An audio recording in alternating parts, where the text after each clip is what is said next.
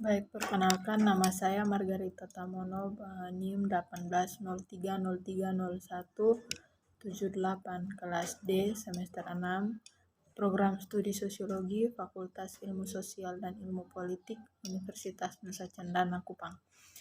Baik, di video kali ini saya akan mereview buku dan ini untuk memenuhi tugas ketiga mata kuliah metode penelitian sosial kualitatif. Buku yang akan saya review di sini berjudul Panduan Terapan untuk Desain Penelitian Metode Kuantitatif, Kualitatif, dan Campuran. Diawali dengan latar belakang buku ini. Latar belakang atau tujuan utama buku ini adalah membantu para peneliti memahami dan memilih desain yang sesuai untuk penyelidikan mereka dalam lapangan atau lab atau lingkungan virtual. Kurangnya konseptualisasi yang tepat dari sebuah desain penelitian membuat penerapan desain yang tepat menjadi sulit berdasarkan pertanyaan penelitian atau hipotesis yang dinyatakan. Menerapkan desain yang cacat atau tidak tepat pasti akan menyebabkan hasil yang palsu atau berarti hasilnya tidak valid.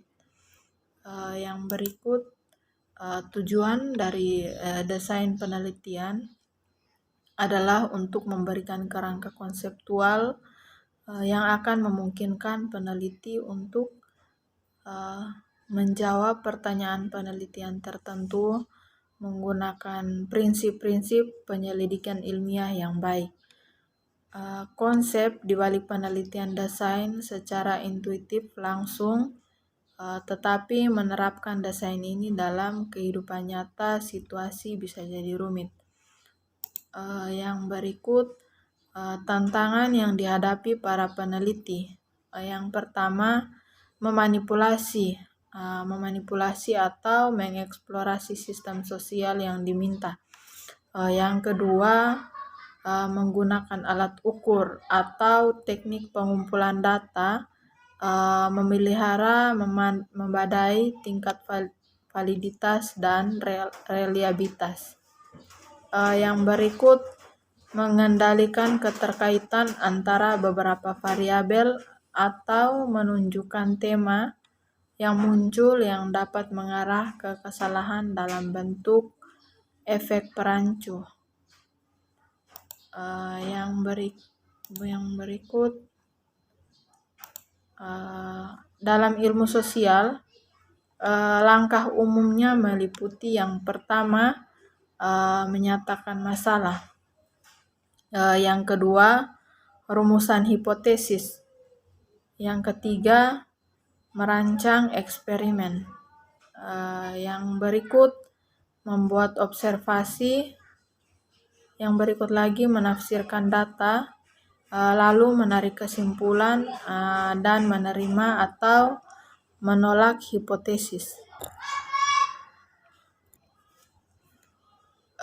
Semua penelitian dalam metode kualitatif dari eksperimen ke non-eksperimental harus menggunakan langkah-langkah atau metode ilmiah dalam upaya untuk menghasilkan hasil yang andal atau valid. Metode ilmiah diibaratkan sebagai asosiasi teknik daripada rumus yang tepat. Ada beberapa langkah yang harus dilakukan oleh peneliti untuk melakukan penelitian. Yang pertama, mengidentifikasi masalah penelitian. Yang kedua, menetapkan kerangka teoritis. Yang ketiga, menunjukkan tujuan dan pertanyaan penelitian atau hipotesis. Yang keempat, mengembangkan metodologi. Yang kelima, mengumpulkan data lalu menganalisis dan menginterpretasikan data lalu melaporkan hasilnya. Komposisi penelitian menyajikan 4 jenis utama pertanyaan penelitian dan skrip untuk diterapkan untuk membantu pengembangan pertanyaan-pertanyaan ini. 4 jenis tersebut adalah sebagai berikut. Yang pertama, deskriptif. Pertanyaan deskriptif menunjukkan peserta dan pada setidaknya satu variabel untuk diselidiki. Yang berikut, relasional. Pertanyaan tentang hubungan mencakup setidaknya 2 variabel dan peserta dari mana data harus dikumpulkan. Yang berikut, perbandingan. Pertanyaan perbandingan menunjukkan setidaknya 2 perbedaan kelompok dan setidaknya satu variabel yang dapat diukur di antara keduanya. Yang berikut, pusat. Pertanyaan utama penelitian adalah pernyataan penyelidikan yang luas, difokuskan pada eksplorasi fenomena sentral atau fokus utama.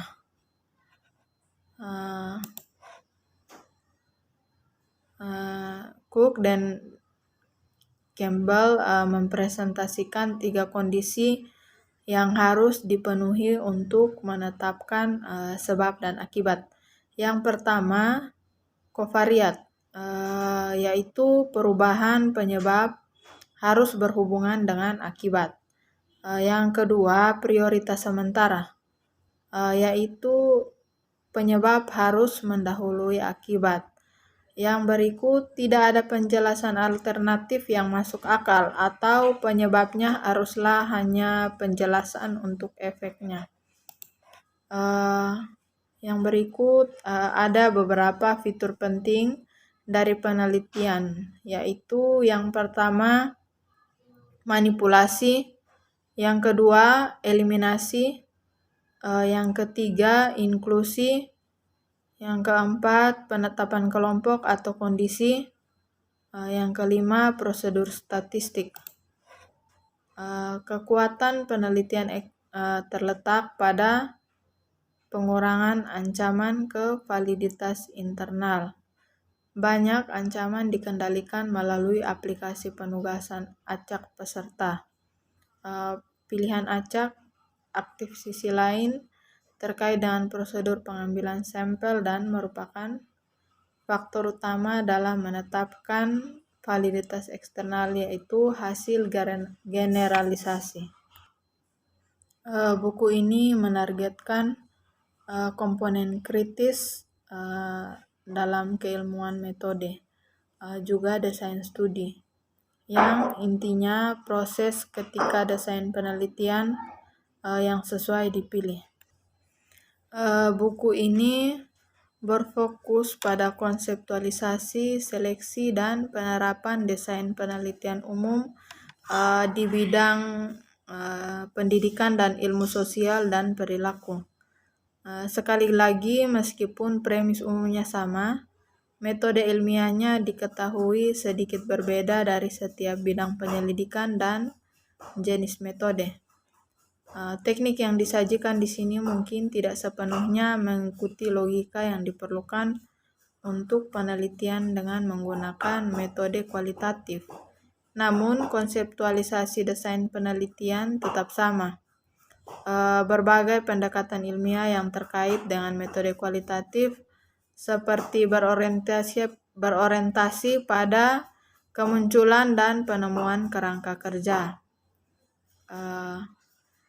Variabel independen yang dependen secara sederhana yaitu dimanipulasi, yaitu dikendalikan oleh peneliti sebagai alat untuk menguji dampaknya pada variabel dependen atau dikenal sebagai efek pengobatan. Baik, sekian hasil review dari saya. Mohon maaf apabila terdapat kesalahan dalam pengucapan dan dalam kalimat saya. Sekian dan terima kasih.